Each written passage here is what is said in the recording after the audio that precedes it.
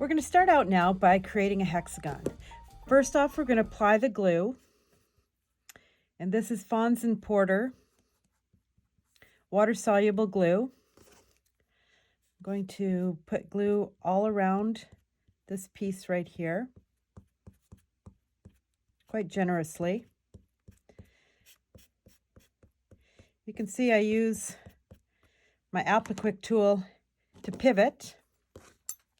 Now I'm going to take my two rods right here, and I'm going to flip my edge number 1. Then I'm going to make an indentation on both corners, and I'm going to flip it over again. You can go clockwise or counterclockwise.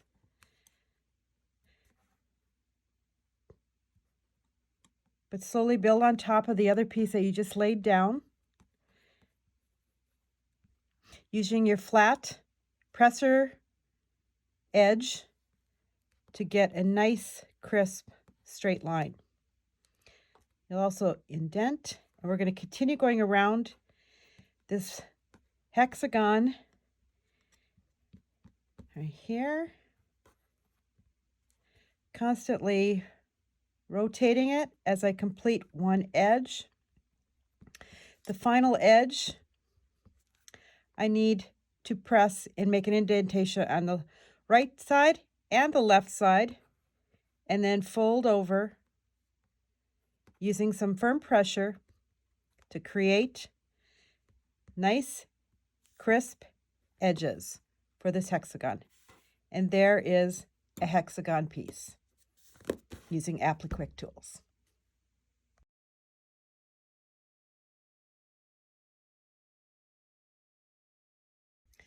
The next shape we're going to create is an orange peel.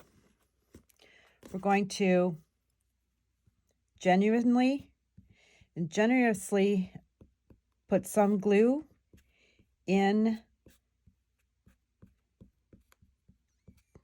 on the fabric. And then what we're going to do is we're going to use this flat edge piece, interchanging it with this pointed piece on the smaller rod on the right hand side. First, I'm going to take and make an indentation in the center here. I'm going to start pleating, just like you would if you were insetting, if you're a seamstress and you've inset sleeves. We're going to go around this edge using the interfacing as our guide. I'm going to go here, and we're going to make this a nice crisp circle. Now, using my flat edge, I'm going to add a little bit more pressure, and I'm going to ease the curves and the ruffles into this curve here. Now, very much so like we did with the hexagon, you're going to make an indentation where the fabric meets each other, and there's a fold, so that it gives you a little bit of a form to work with. This right here will fold right over onto its side to these edges. And actually, I can also use my flat edge to begin the pleat right here. Flatten this down. I can pleat and pleat all the way around. You can either choose to start with or finish with your point. These fit into each other quite nicely. The fold is a smooth, gentle curve, outside curve that fits quite nicely into itself. We'll make sure that it's nice and flat on the back side here, because when it's flipped, I have lovely, crisp edges on my orange peel.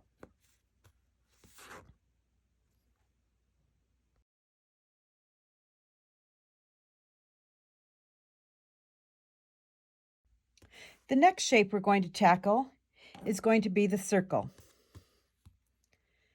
I'm going to once again generously apply the water-soluble glue. This is a Fons and Porter brand. The color doesn't matter, just as long as it's water-soluble. They will all turn translucent when dried. Now, you've got your forked tool on the left-hand side, the presser tool on the right-hand side. If you're left-handed, you would switch that. Now you're going to, just like on the orange peel, we're going to pleat all the way around and I'm going in a clockwise motion here and just pleating around.